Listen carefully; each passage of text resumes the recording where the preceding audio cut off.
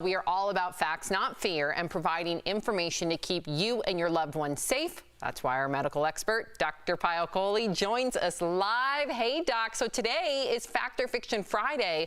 So, of course, we want you to help us out by telling us if these new beliefs about COVID-19 are fact or fiction. So our first one says you're more likely to get COVID-19 if you go out to eat, even if the restaurant is practicing social distancing. Let us know, Doc, is this fact or fiction?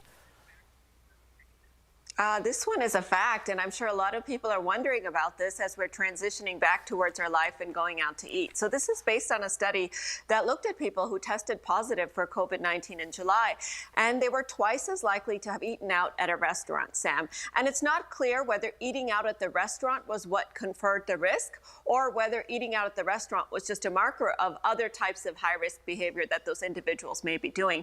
But you can imagine when you're sitting at a restaurant, you have your mask off for extended periods of time, you're chewing, and that generates droplets, and all of these things can certainly spread the virus. I know. I don't like it, Doc. I'm sorry. Okay, well, here's the next one. The start to the fall season, the start to the fall season means the U.S. is now in its second wave of COVID-19. Is this fact or fiction?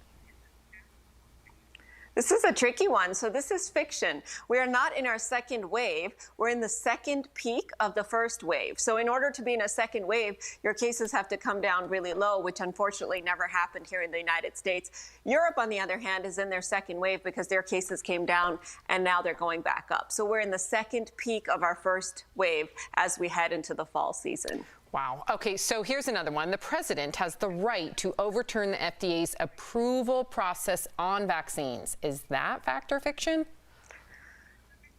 So this is a fact, and this one had me shocked because I didn't actually know this before the president made the announcement a few days ago. But he is in charge of Health and Human Services. He has regulatory oversight of that committee, and that committee can overturn the FDA. Now, of course, as you all know, we've talked about before, if that happens, people will lose faith in the scientific process even more. So I really hope it doesn't happen.